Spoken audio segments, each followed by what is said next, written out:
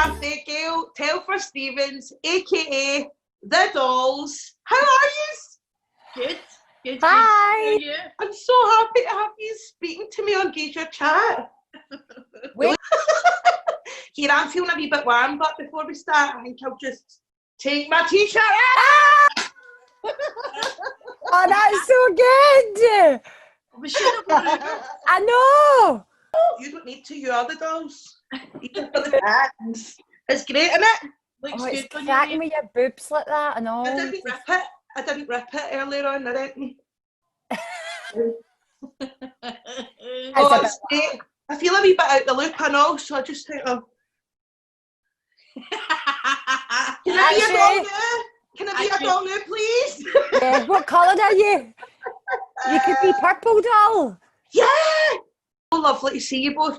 I've got to say, you're looking bloody marvellous, the pair of yous. That's dry shampoo and cheap lip.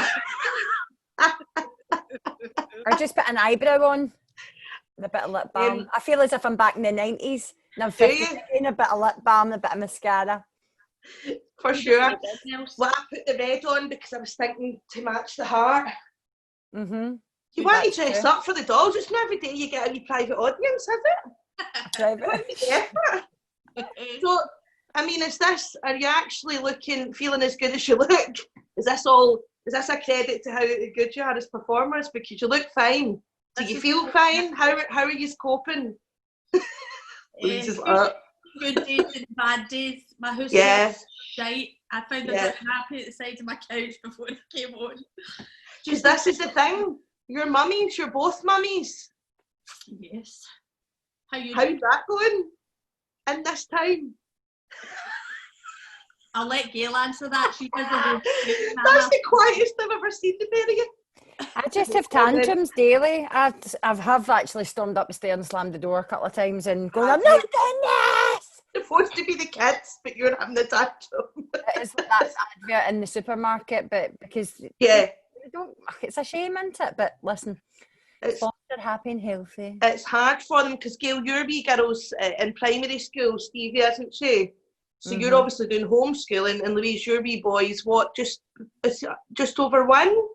Aye, 14 months. Yeah, wee Danny. So you're both at really different stages. So it's quite interesting. But this is the whole point of doing this, because I think it's really nice for people to go watch you two on stage, see all the razzle dazzle, and then watch you in your house going, we are doing the same thing as you guys, and it's just not easy. We don't think the razzle dazzle, we just pair a chance and these. No, a pair of chances. You can't say that forever.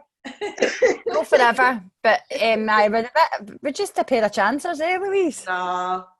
Yeah. Just do you know what it is? It's no razzle dazzle about it, big buzz. Yeah.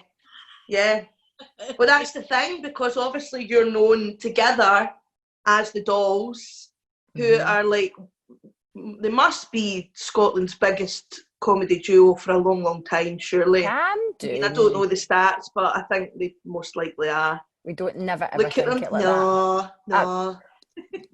You need to suck it up, lassies. I mean, you're selling out huge venues. You've got such an amazing fan base. I know your fans are dead important to you, and you've got a massive fan base of people who come again and again to see you and support you. And you are selling out huge venues, so you're doing something right. I feel as if she's talking to you, Louise. I know, I feel as if she's talking to you. I think it's them that make it. It's not really, I think, and it's not to go, it's not about us, it's about them. It's not a cop-out. It actually is, because we started so small, like most people know the story, we started so small, and it was people that followed us. We had no intention of this ever being anything other than money on the side, singing in Aye, because it's really interesting, actually, the story. It's a nice one, especially for any aspiring performer or just anybody who feels a wee bit down in their luck and is feeling a wee bit down in themselves and kind of looking at other people and thinking that they've got all this stuff going on and kind of why not me type thing, like always a bridesmaid. And then the two of you got together, didn't you, when you were doing a cabaret night at the Tron one time, and they're asking back a bit, innit? But it was really small. You know, it was our how many years? So it was our 8-year anniversary on, remember May that was our very first gig. The 18th. I remember when we were speaking on the phone, I said it's our anniversary we do. How amazing. So how, can you remember like... I don't even remember my relationship's anniversary. I couldn't tell you when me and Jack get together, seriously, but I can remember.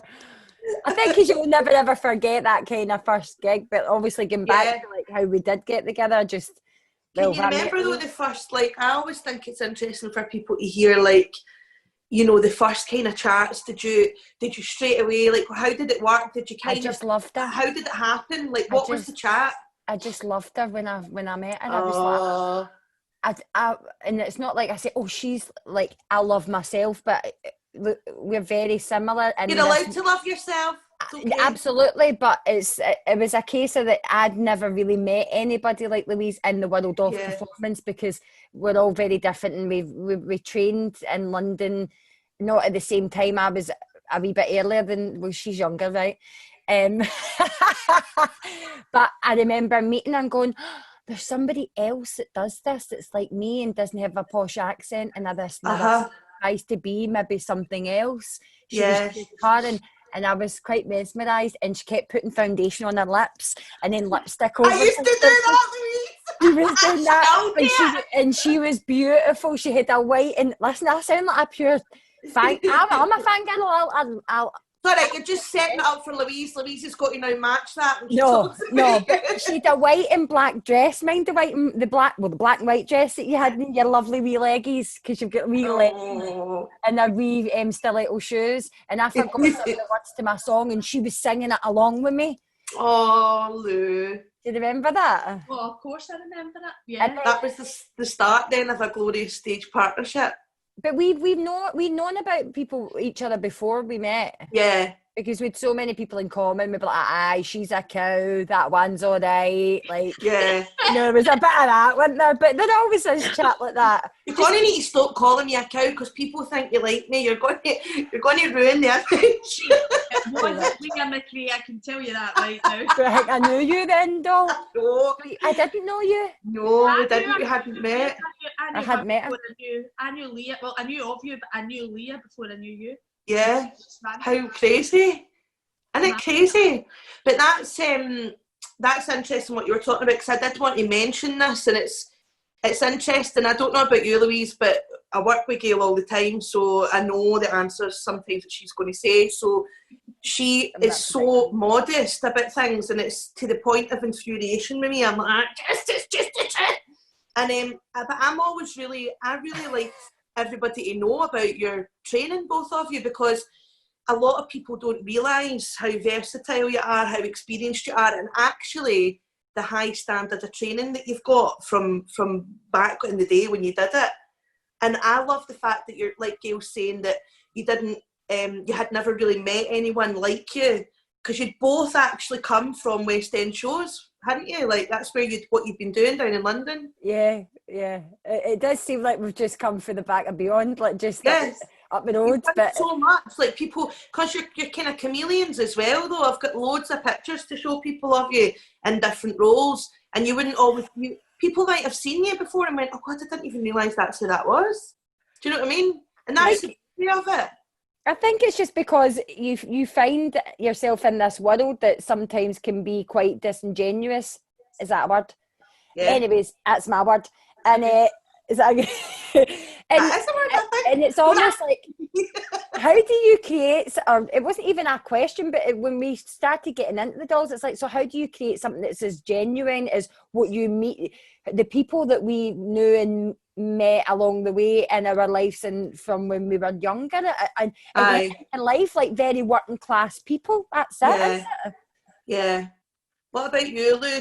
What do you think of when you think back, remember that time? Does it feel like a million years ago that you were doing like Mamma Mia, or do you still feel the same? I think it feels like a different person ago, and it's not that you've changed. I've never really been a different, like, I meet people now and they go, oh, you don't change, because I think like Gayle, I went to London and I didn't change the way I spoke, and I didn't really change. Did you get an English accent? Did you? If anything, it made me worse. Like to the point that I'd be like, and that's legal tender. My mum would send me doing £40 my card.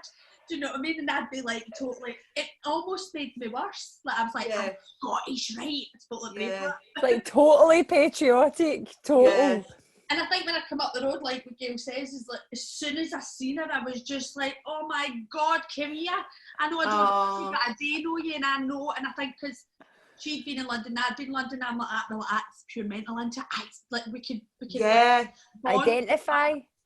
And it's so unusual to have two people that have been in the West End and hugely successful shows with that etiquette and everything that's involved. And you can see how it can become a wee bit like that. It can become a wee bit cliquey because everything's franchised. Everybody knows every show inside out. So it becomes like almost like a classic genre where it's like that. People are watching rather than enjoying. It's like kind of a lot of judgment there.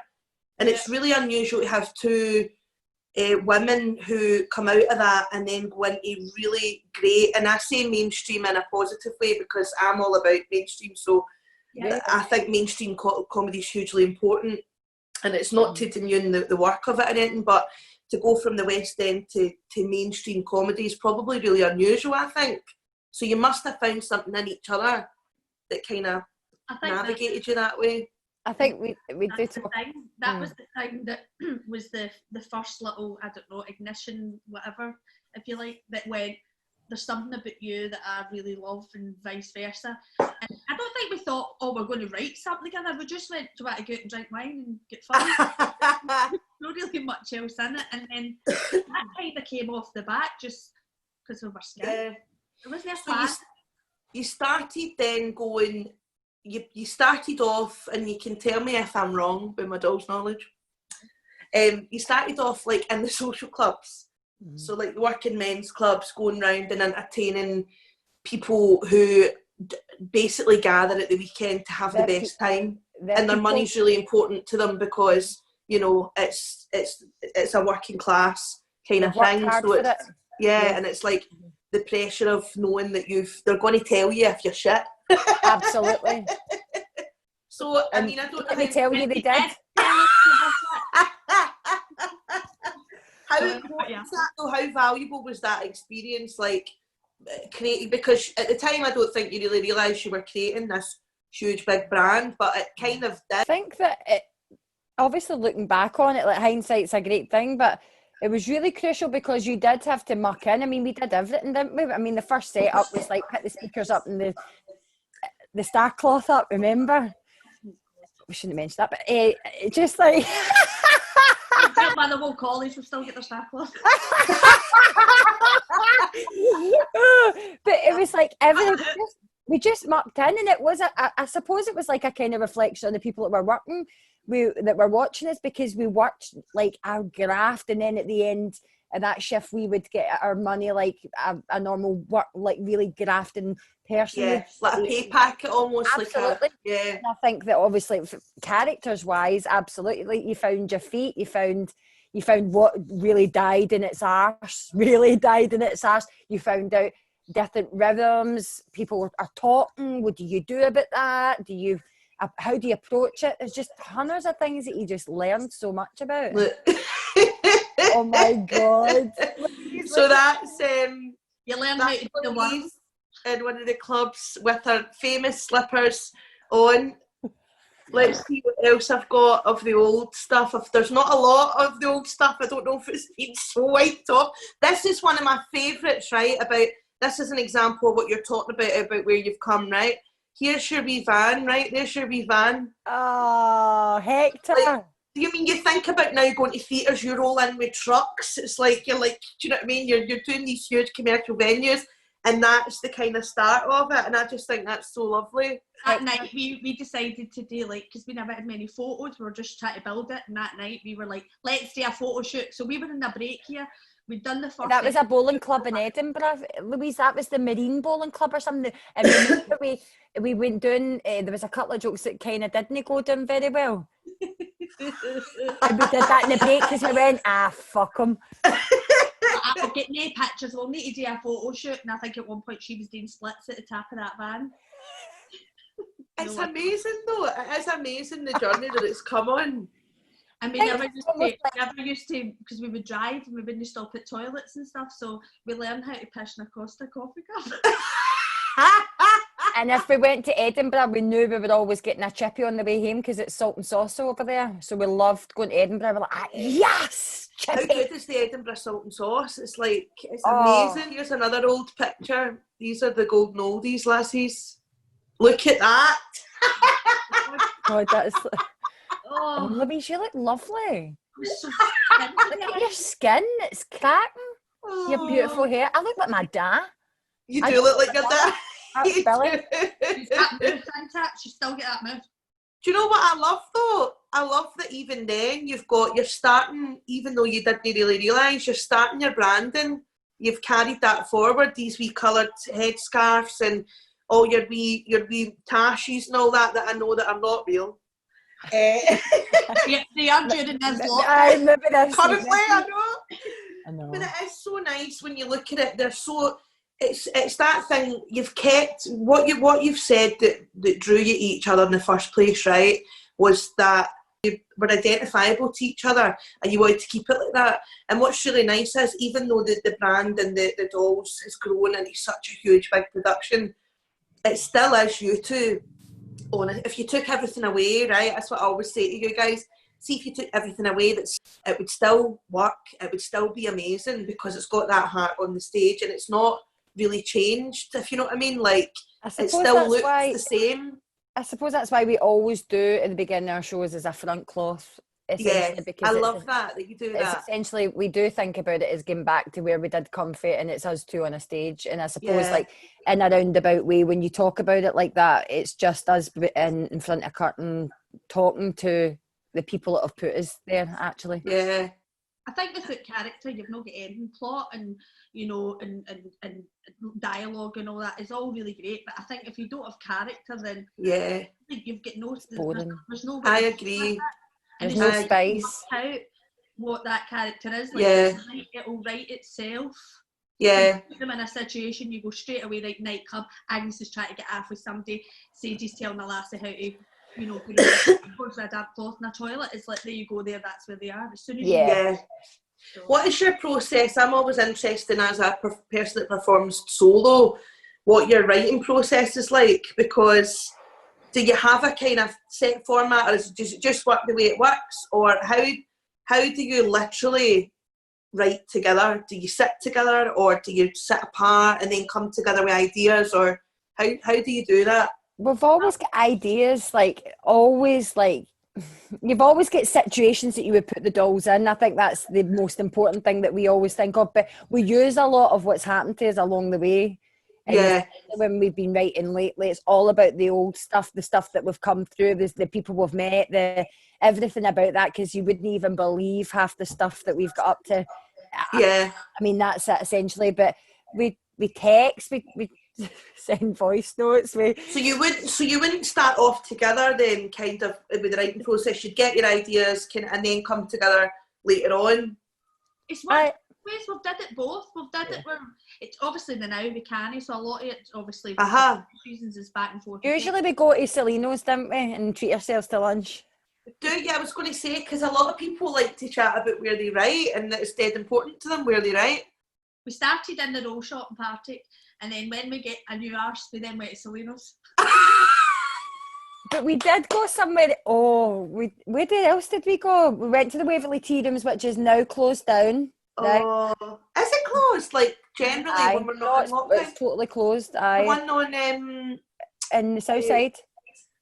Oh, I'm thinking about the other tea rooms in the town. Right, okay. Oh, the Waverley tea rooms. But you are right, Louise. We did start in Cullis's Cafe in Partick. Nothing against Cullis's Cafe, because it's great. We just ended up going to Chilino's one day. Chilino. Shut up, you. So you could buy yourself a wee Arabiata instead. No, it was because I was. I love an Arabiata. And I do get a bit like, I want a steak. You are quite daft on steaks, Gayle, aren't you? She loves a steak.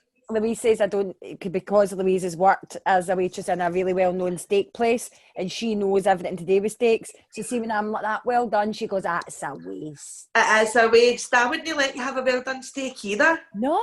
It's a total waste. Just try me. Here, I've got a picture. I'm going to try and find a picture from, I think I've got one from... Have you seen this, Louise? Her pulling up these pictures? God, lassies, you know me in my 40s. I've got 40s everybody. She's like an elephant and never forgets, by the way. Well, see, our last 4 years, these last tours have went boom. And then you're in lockdown and you can reflect on all of it now. This is the thing. I hadn't reflected to the jobs I'd done last year until now. Right, this is not from the Mitchell Theatre, but I'll show you this wee one. It's a wee nice one in the wings. It's got Mr. Kelly in the background. That was the Kings May Bank Holiday. That's the Kings, which I've got photos of later, but you still would have been in the kind of similar stuff. That was Alan. What you looked like at the Mitchell. But and I knew it was going to be good, and I'd seen wee snippets here and there of the social clubs, but I'll never forget watching you in that Mitchell Theatre, and I was like, oh my God, this is like genius. It was just so brilliant, and I think it was really well received. It was a big success, that run. How important was that to you, the first kind of big stage production of it? I think at the time we didn't think about it. Like Gayle had something that you don't reflect. We didn't really think about it. It just got to the point that we were doing venues and bowling clubs. That the biggest ones we told maybe 400. I think that was the Fairfield and Govan, and then we did the Grand Ole Opry. So they're kind of the biggest seaters. They were going in 10 minutes, so it was like we had no choice but to take it to somewhere that could seat more people. So it was that thing. It was just go, go, go. There was no thought. It's like Do you remember feeling anything like that where you go, God, we're starting to sell these out really fast? Or was it just kind of, right, we need to do the next thing? Was there no moment where you went, oh my God, this is actually getting I think bigger? If we'd have thought like that, it would never have happened, because like Louise said, we could only house 400 people, and we'd done the QMU as well, and it was a 400 day, and all these different places, like venues about Glasgow and Scotland, there's very few that can hold that until you go into a theatre. So theatres have got your biggest numbers, and also you've got to give them a fully fledged show. You can't give them you can give a stand-up show, but that's essentially where our talents really they didn't stop there. We're from a theatre background, and we're about story and plot and dialogue and songs and dancing. So that's where... But that's where all the surprises came in, I think, for a lot of your audience, because you had been boxed in a wee box almost in this small space, or a small house, in the clubs. And like you say, the show had to fit the venue, so you've got to do the different elements. Then you bring it into a theatre, and all of a sudden you're doing full song dances, which you'd been doing anyway, but they were different. They were on a bigger scale, and I think that's when people were like, oh my God, like there's so much more that they can do. It's quite... I mean, a room. And also, that's exactly, You're like, all right, we're not on that wee tiny thing in the corner, you know, the local pub. You've got a full thing. I'm like, oh, well, we could do a run almost now. Yeah, like you've just been unleashed. Essentially, we asked for the help, but when we were in the social clubs, we decided to do the Mitchell, and the Mitchell was 8 performances. Well, it was, Eloise, remind me. We said we'll do the weekend. We'll do Friday night and Saturday night and a Sunday afternoon. It was only meant to be 3, and then if it sold well, we could put a Saturday matinee in. And we got to that point. Then it was like all gone, and we said to them, if you get is open the rest of the week, she says you could have the full week. So then we went to 8 and then they went, and we were like, you get next week? She was like, no. But we initially asked for the help. Like, I know that obviously what the Dollies, as we call them, came to see, probably they thought they were coming out for the same kind of thing. But we still asked them for the help. Like, when we were in social clubs, we had flyers, we spoke about it, we gave them it saying, can you come and give us your support? And they did, and that's essentially how it got to that next stage, and it grew and so I feel indebted and slightly like they've put us here, like most definitely. And even though you say about the vision's cracking, because you're like, you're able to put something that you see and what as we say, makes your dick dance, right? You're able to put something like that on a stage, and me and Louise have got very similar sense of humours. We're a bit sick at times. We're a bit like we're off the scale. It's too much. So whatever we were allowed to put ourselves in a situation where it made us laugh, and that's what we try and live by. But it is very modest. I think your fans would be so grateful and appreciative, and there's obviously loads of truth in that you know, you're only as good as your fans and you're only as good as the house in front of you. But you have created something very, very wonderful and clever, and I love the magic of the Dolls, where you can take a very mainstream house, maybe people that maybe go to the theatre to watch things like pantomimes and, you know, maybe a bit of a kind of commercial theatre, but like a girls' theatre, a girls' kind of musical, you know, that kind of crowd of people who they're not going all the time to see different things, they're just going to see kind of big mainstream things, and you bring them in and you do this amazing show for them, but you also have people, theatre-going people coming to see you, and they can see this extra level, and it's almost like how pantomime works, where you've got different levels of entertainment, and not everyone can see that. But see, when you're an actress as well and a theatre goer and all these things, and you love comedy, and you sit, like for me, in that house, I'm like, it is just so cleverly done. So there's so much hard work involved in it. So you are very modest, both of you, about it's very, very clever, and I know how hard you work as well, how hard you work on your writing, how hard you rehearse, and you know, it might all be for that kind of, we're doing it for them, but it's also credit to your work ethic is quite impeccable, I think. Oh, that's kind. Thank you so much. Well but done, it Louise. is, honestly. Well done, Louise. Louise, what I'm saying to you is that, see...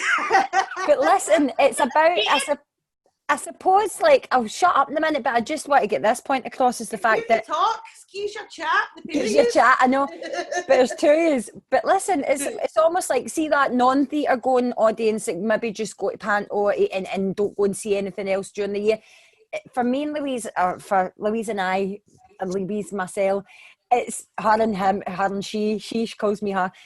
It's so important that we give them a good story, and again, it's so important that you just don't fling out something, that you you don't insult people's intelligence. Absolutely. That you give them what these characters are, but you add a story with them and you take them on the whole journey, because essentially these people have put us there, but they're also, that's like me and my pal, you're like me and my pal, that's what we get, because we live and breathe in of other people. We're identifiable. It's so important though what you do, because I was just speaking to my friend Karen Cargill, whose interview is just not long gone out, and she's an international opera singer, right? And it's interesting because we're looking at two different ends of the scale here in terms of theatre, and the important thing is, from whatever way you go to view theatre, is that we just want people to come. So there's other artists that have got a lot to thank, people like the Dolls and people who do big shows like this, and pantomime and things like that, because it then opens your eyes up to other genres of theatre, which we all do, which we all love doing, you know. There's sometimes a bit of stigma, is what I'm saying, about shows that are mainstream, and that's why I always talk about myself as mainstream, because I think it shouldn't be a stigmatised thing. I think there's a section of people, just you're talking there, it came to mind, there's a section of people in the world that think theatre isn't for them. They automatically go, oh, it's so highbrow, and you know, it can be, and there's something beautiful about that, and there's things in that, but a lot of people are frightened of it in a lot of ways, and I think some of it's to do with marketing, and a lot of it, what I found, I wanted to be an actress because I couldn't really find anybody with my voice until we watched the Steamy, and that's the first thing I ever found anybody with my voice, and I never thought acting was even a possibility.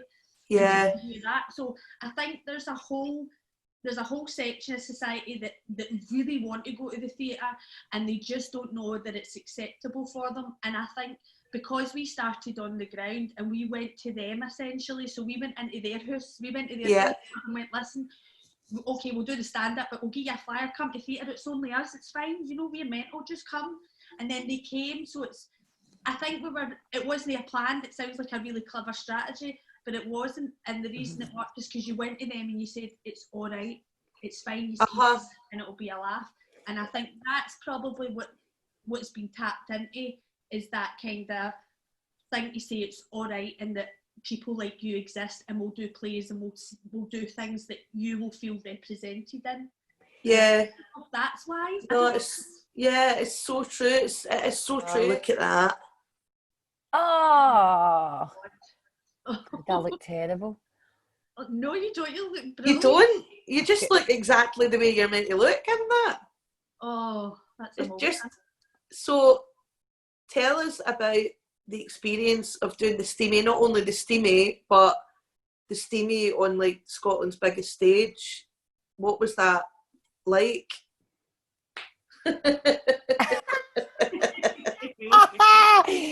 That was so the guys, this is what I was talking about the use of physicality and how clever you are. Look at that leg. That's so brilliant. A West End producer would be like that. Still got it, baby. I mean, the Steamy, my God. I mean, I just interviewed actually a legend of all legends, Elaine C. Smith, who was fundamental to the journey of the Steamy. Mm-hmm. And I'm interviewing her and I'm like, literally, I mean, did just you asking about it? Over. Yeah. Did you? And all over, right? And then I'm thinking about you guys getting to do it. Obviously, you've become this duo. Then you're doing the Steamy, which is you as actresses in your own right, playing these iconic roles. But an element of people probably coming to see you, you know, the Dolls fans will be there as well. Was that a big kind of whirlwind of pressure, or was it all right? And what was it like? No, you want me to take it? You want me to tell the truth? No, it was the pressure was absolutely horrendous. Like, you know. Yeah. But I thought it would be high pressure, though. The adrenaline pump through your body for day one was there. I mean, there's no doubt about it. I think it's a bit like being in lockdown, actually. The feeling that you get, the nervousness that you get. But it's the most nervous I've ever, I hope you don't mind me saying, Gayle, but it's the most nervous I've ever known you to be. And I remember quite a lot of conversations saying to you, you know, you've been cast in this role and you can do this role. And I'd never seen you actually be so kind of worried that you weren't able to do it, even though I think it was absolute fear. That's what I think it was. And Louise, I imagine you were exactly the same, like the pressure of everything involved in that. The thing is, it's so humongous, the show, right? Yeah. So when we do a Dolls show, we are very much like this, right? So I can give her an eye to say, she knows when I've went down, she's there to pull me right up. So if we're working as a double act, right, it's one of them ones, but the lingo, everything to do with the Steamy was just, it was so huge. I think even doing it, it doesn't matter where we did it or where it's on. The play itself is huge. And of course, you've got Tony there in the room, which makes it, everything about it, I think, was heightened. You know, you've a big iconic double act of the moment. Everybody knows you. You're doing one of the most famous, probably, Scottish plays, contemporary Scottish plays. You've got the writer-director in the room, and then you've also got this huge arena of the Hydro, which will be in the back of your mind as well. A different space, a completely different performance, you know. I mean, I can't imagine the pressure that must have been on you. I think really what the pressure was to get the timing right. To get the comedy timing right, to get, you know, everything that, obviously, because there's so many people come before us and actresses that have done the Steamy before, and the two beautiful Mary McClusker, who was Mrs. Feathers, and Fiona Wood, who played Doreen, who have absolutely... Fiona's wonderful as well, isn't she? They both... Harry Ward was Andy. He was Love great. Harry. But, you know, the four women on stage, I suppose it's about representation of women that... I mean, how mad is it that... How many years? 25, 30 years? Like, all those years ago, there was a play written about women, and we're all striving for, you know, we're striving for equal pay now. We're striving for all the things that men and women are equal, and at that time they weren't. But how ironic is it that play still stands 30 years or 25 years later? Actually, that's a really interesting point, because, Louise, I was going to ask you about this, actually, that the spin-off that you and lovely Julie did Julie Wilson-Nimmo, that you did a spin-off from Scot Squad. And I didn't realise this because I was researching my interview, and I didn't realise this, that actually that was the first broadcast of a all-female cast in Scotland in comedy. Amazing. And I literally, my favourite word of the moment, Gayle, as you know, was agog. Agog. I think of all the incredible Scottish actresses who can do comedy that we have in every age group that we've got. And I cannot believe, I read that and I went, I can't believe that. And I was going to ask you about it, what you thought about that and how it feels, because we do all work in television comedy as well. And there's no denying the fact that it is a very unbalanced industry. And how do you feel about it? Did that surprise you? Did you know that? We only found out about it after. It was somebody that actually said it to us. This makes this the first step. Because, I mean, there is only two of us in it, but it makes it the first all-female cast. And you go, I think, and so one hand you go, that's lovely to be part of it, but on the other hand, that's actually, it's took us this long. Yeah. It shouldn't be, so it shouldn't be that. And I think, you know, you want to say, oh, it's up to us to change it, but it should be up to us to change it, but it isn't always. There's people that make these decisions, and I do think it is changing. I think, you know, people have noticed it, and you can only hope that it gets better. And yeah. We do have incredible supporters of women, like people like our pal Robert Kelly, who's a co-producer of yours. Greg McHugh, who's my pal, who you've also worked with, is a huge supporter of female comedy.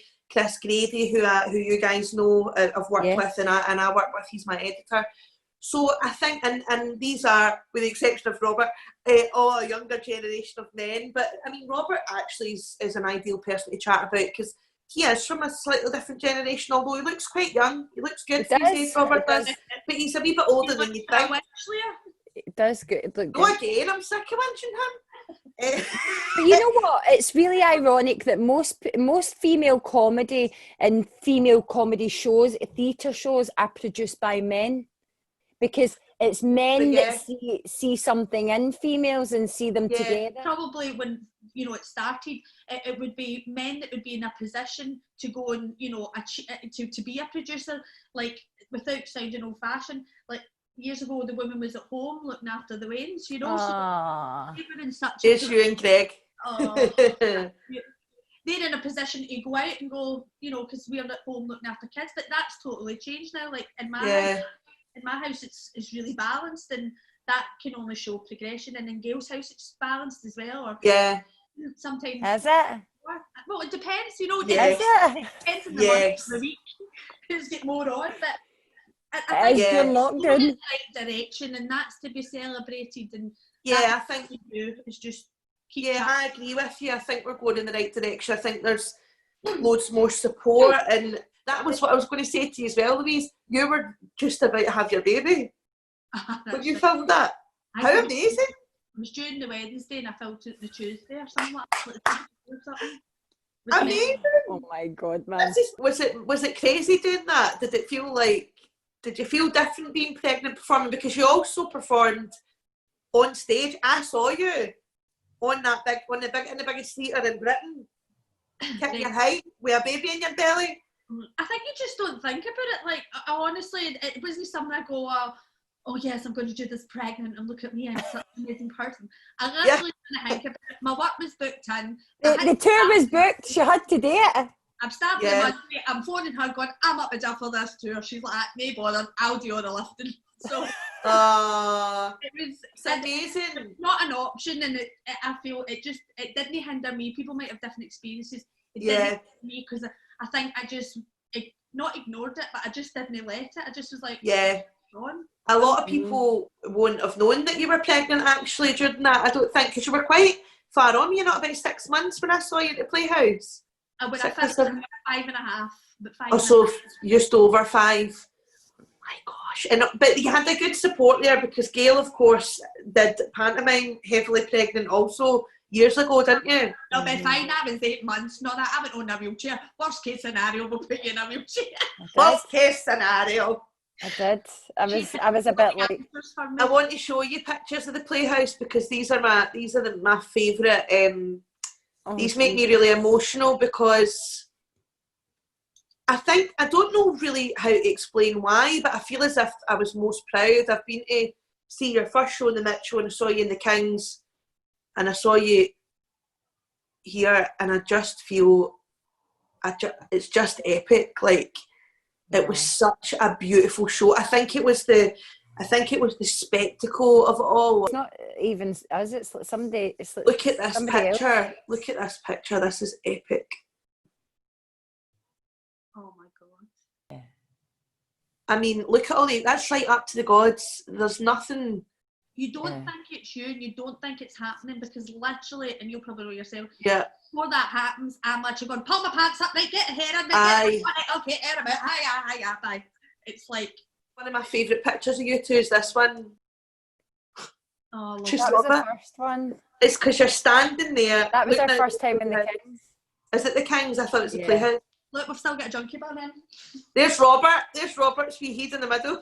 Where? Oh, right there. It's just that moment of standing there with the nerves in your belly.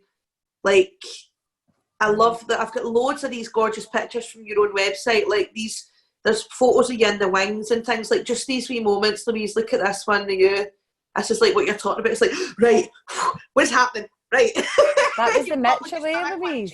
There's a beauty in that. There's a beauty in being lovely in a show that you literally have no time to think. There's a beauty in that. And for all there's pressure in that, it sometimes I find saying 3 lines is much harder than doing a full thing, because you still just set up the full day. Everything's going on. You're still waiting to go. Oh, they're they're great out there. And you're like, oh, is there? I know. What about Gorgeous Alan? He's a real asset, I think, to your team. Yeah. He's wonderful. That's the first I'd seen him performing, actually, is when we went to Mitchell Theatre, and I was like, who is that guy? Who is that guy? We worked with him. I just think he's wonderful. We did a sketch show years ago called Sketchland, just after me and Louise met, and we met Alan there, and he's a real unsung, talented boy. And I think sometimes when you're not bigging yourself up, and you're not saying that that's how we've met. We've obviously done different ways of getting out there and being creative, if you like, but Alan really is just a quiet guy with loads of talent, and really just is fantastic. And we always remember those people we worked with and went, let's do it. Let's get him in. He's so good. Why is he not working so much? Why really is it nice spaces? Why? Give it opportunity. It's all about, and we always say that in the Dolls, especially the ethos is to give opportunity, most definitely. We do need variety for sure, and there is a lot of in our industry across the whole United Kingdom and in America, just the industry generally, that it does tend to become quite lazy. And the thing is, you've got the bonus of, if you're in the club and you're in with a certain producer or production company, then you will ride that wave. What you're going to do, you're going to say, I'm not doing it. But there's also the disadvantage of when you're not in there, and it feels really unfair, and you just, it's very difficult, isn't it? Because you go... I think because we've both been there and felt like, oh God, like the bridesmaid thing, can I get a break? Like the tough thing about our industry. It's not a nice industry sometimes, because you do feel you put yourself out there as a person, as you put your whole soul out there just to be told. It's not that you're not good enough, it's just that it's not right for somebody else. And that's the hard thing about it. You want it to be right, but what other people see, what you and I see are completely different. It's like comedy. We always talk about that. Like comedy to me is not funny to somebody else. Yeah, that's the joy of it for sure. I wanted to ask you both what your proudest moment is. You can only pick one moment, right? Your proudest moment together as the Dolls. What's been the thing you've been most proud of? I remember an incident more than a moment. No, it's not an incident. It was before all the big stuff, and I think we knew it was approaching, because we kind of went, I think this is going to blow up in our faces. It's gaining loads of interest and stuff. And we were doing a gig at the Fairfield, which was probably just before the big jump to theatre. Easter Sunday. It was Easter Sunday, you're right. And we both went, this is running away with us. Like, it was almost going so fast that me and her were a bit like, really? Keep up. And we went, this is going to blow up, and are you prepared? And I think we'd got to Easter Sunday, we gigged the Friday, we gigged the Saturday, we were absolutely done in. Yeah. And we both were like, I don't know if I've got this in me the day, and I don't know if it was because it was the biggest bowling club capacity we'd done, because this was about 400 and odd folk. That's big. That's a big. But it was also that you were going out to the toughest audience. We'd felt it before you were out having a fag. It's Govan, is it, the Fairfield Club? Yeah, I was having a fag before it started, and that's why went £10 for a ticket. They better be fucking good. So I was like, oh no, there's a woman out there, and then somebody says, I heard that thing. So that was arguing with a guy about whether they were to do their bingo in the middle of the set or not. I was like, doing your bingo, we booked the hall. He's like, we do a bingo. I'm like, no bingo tonight. You can't tell our punters to shut up. And we're like, they hate us before we even go out. They hate us. It's going to be a disaster. And I think in Glasgow as well, you were like, comedians say the Glasgow crowd will tell you, get to. Yeah. We're just like that, and the overture starts, and we'd always stand and we hold hands. We've got a dust, we've got a mic, and we'd always hold hands. We still do it to this day. And she was like, oh, I don't want to do it. And I was like, I don't want to do it. And I went, listen, let's have a Fairfield moment. Let's just get out there and go for it. And literally, we went on, and it was the best gig I think we've ever done. We now call it a Fairfield moment. So before we do it, a Fairfield moment. That's lovely, because I was going to ask you if there's a secret that nobody knows. That's probably answers that question, that you've got a wee saying that you go back to. There's more, Gayle, I'll tell you. Gayle, can you tell us a secret about the dolls that people might not know? We fight like fuck. Not a secret that people might not know. I'll give you a clue that I think you. After a show, what do we do? Oh, we go for a shower together. We just like it. We do, because we used to wear loads of fake tan. We did Dolls abroad. In the same shower? Yeah. I would do her back and she'd do my... Listen, there's nothing unturned. I really want to be a doll. But that's she tried to show me her front bum. Didn't you, Gayle?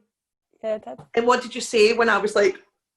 I can't be friends. We can't be really good friends if you're not going to... You know what I mean? I'm not... You need to... She shouted to me. She shouted through the dressing room, and she's like, we're friends! I suppose, like, is it a difference thing? Because we kind of cut about... It was just funny. There's just no stone unturned. I'm trying to think of a moment that was my moment. The Kings was a really good one that May weekend. I was, like, blown away. When I took the bow of mind and you were there and we're, like, hanging on to each other, that was quite something, because it was like a wall of sound that came at us. Hold the bus. I'll never forget that. Hold ever. The bus. That weekend. I thought you might bring this up. Do you remember we'd been to Greenock and we'd get everything, because everything, and our bodies were like that. Yeah. And when we got to the Kings. But another moment is the first time we did the Playhouse, biggest theatre in Europe, Britain. Right, so we go there, and it's at the end of our tour, right? And we've had a week off. Louise has been to Spain, and I've had a week off. I've been at my work. And we're like that, right, we have to go and do the show again. So you're kind of out of your flow. It's like, isn't it?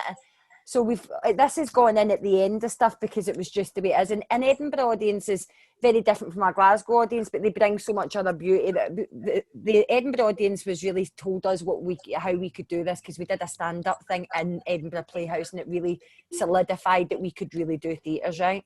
For us as a double act. Anyways, we get there in the first tour, and the mics went down during a scene, and they're like, we can't hear you! We can't hear what you're saying! The mics have went off! And we're like that, like each other. What?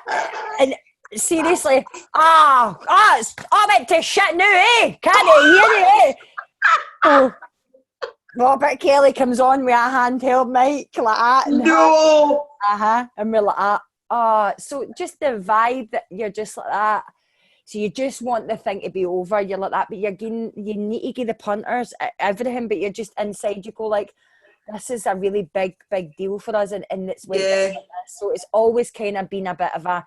I mean, the chippy that night was good. It tasted good, but when we went back, the dolls dragged up. It a great, brilliant show, all the rest of it, all the tricks, all the this, that, and the next thing. And we were so sceptical about it because of what had happened before, because it was always something that really stayed, well, definitely stayed with me. And I was like, I just don't want to do this, man. This is like, Louise, come on, this is like no great. And then we went on, and it just couldn't have went any better. It was probably stunning. The second of the dolls dragged up. For me, I go like, it was so good. Like, it was just singing, and it was just The Playhouse doesn't necessarily go mental, you know. It's quite a theatre going house. The Playhouse, they go in a lot of musicals come in there and things, and I was in that house that night. Thank you, Lassie. That's right. And so we were elated. I was elated. Unbelievable, and the audience were going mental, and it is credit to the show, the way it's shaped, the way it's just brilliant, and it was spectacular. Like, that's the most spectacular I've ever seen you guys, like the complete package. I was like, the lighting design and everything, was the sound, everything was just amazing. And I know how involved you are in with that. You know, a lot of people think, oh, you know, you write the show and then you go on the stage and sit, and it's like the guys designing that and helping with what you want as well. I've got a wee video to show you, right? This was when you played the Kings. It was the matinee at the Kings, Glasgow. It was such a big moment because it was the first time you'd played the big, huge Glasgow house.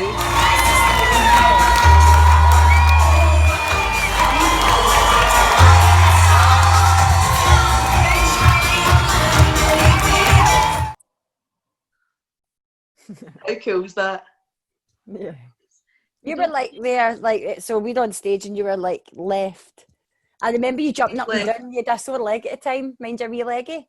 Do you know what was so funny, Louise? I don't know if you know this, right? But we're all actors, right? And we know that there's that moment where people think you can see them, right? You can't see them because we know how far we can see, right? But in the bows, it was really light. And I had said to Gayle, see, when you do your bow at the Kings the first time, like, it's going to blow your mind because you're going to be the adrenaline's going to be so high. It's such a big moment for you that I think when you do your bow, it's going to be like this moment of moments, right?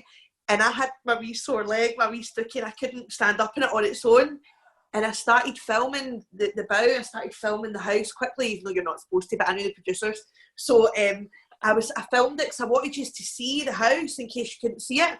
And then Gayle, look, I was jumping and Gayle like looked at me, right? And I was like, I felt like a wee lassie at Westlife. And she's looked at me like as if it never happened, right? And I was like, you're such an idiot for thinking that. And then she said, I saw you. See, later on I went, I need to ask you something that's so stupid, like there's no way it could have happened, right? As if I was meeting Westlife like that.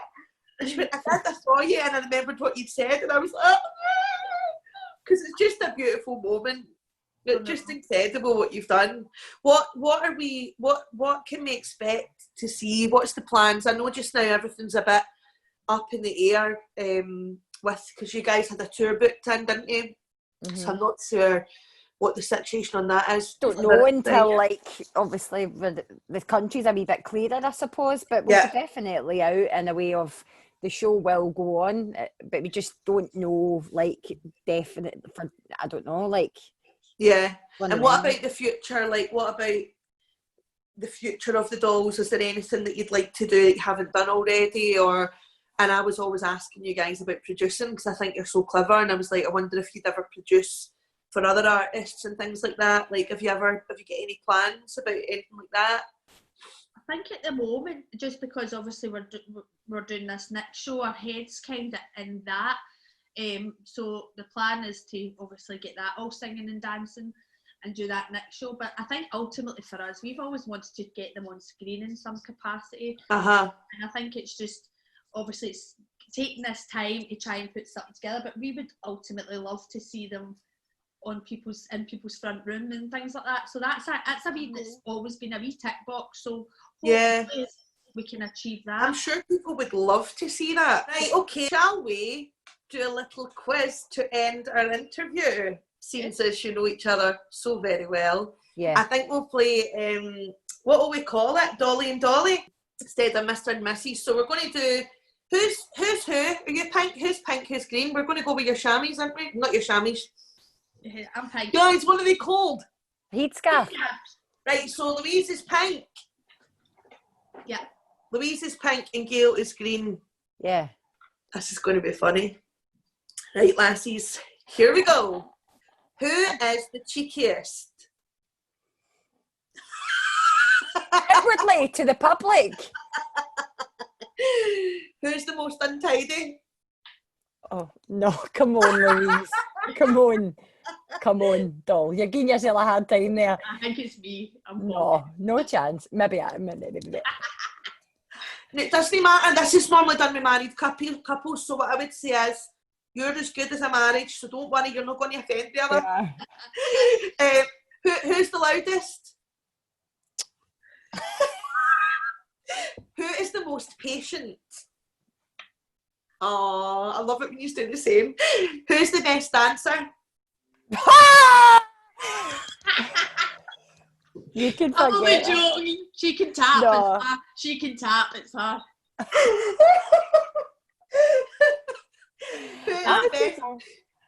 Who's the best at timekeeping? Absolutely not. Nobody is. You can take that down. You've got a new arse and forgot your origin. Nobody. That's a no then. Yes. Thank you. Now, remember, we've got to go with our honest opinion scale. Uh-huh. Right. No. So Louise can do our honest opinions. Right. Who is the calmest in a crisis? Oh. It depends. When I'm no cam, she's cam, and when she's no cam, I'm cam. I think And I'm Yin crying. and yang. No. Who is the bossiest? You think so, Louise? Who's the naughtiest? No. you tell me if You won't take anything, Telfer. You're naughty. You're much. You won't take anything. You probably think it, but I probably would do it. Yeah. Right. Yeah. Who snores the loudest? Who controls the music when you used to drive together? Who would control the music? Who's the early riser? No, me. No, it Yeah. Who is more likely to start a fight? Oh, I love You're it. lying. Stop lying. Who's more likely to finish a fight? That's a lie. I love You that. can fuck right off. Who's more likely to overspend on a pointless item? Who's more likely to buy something? She's the budget woman. Who's clumsier? Who is chattier? That's bad. Who swears the most? Oh. Who is most stubborn? Really? Love it when you do that. Who's more of a thrill seeker? Well, I think that's. Aye. Oh. Who's most brave? Probably, aye. She's more brave than me. No, I don't think so, because in different cities. You get bigger balls than me. Sometimes I go, oh no, and you go, yeah. Please don't say I speak to you like, because I don't. No, yeah. That's Louise McCarthy showing her range, everyone. Not like BWH, no, don't. Who is more likely to keep a secret? Oh, I don't know. Yeah. Who would survive longest on a desert island? I problem solve. I'd make a canoe a string. Who has the worst hangovers? Who is most likely to arrive late to a meeting? Who's most scared of beasties and creepy crawlies? Nobody, really? No. It's hardcore. You heard it here. Yeah. Who needs more TLC or attention when they're ill? Put that in deliberate. Who gives the best presents? We don't give presents. And lastly, who is your best pal for life? Say it again. Who is your best pal for life? Yeah! That was good. Gayle, Louise, the dolls, you're a pair of absolute treasures. I wish you so much love and luck in the future. I love you so much. Thank you so much for being part of Geezer Chat.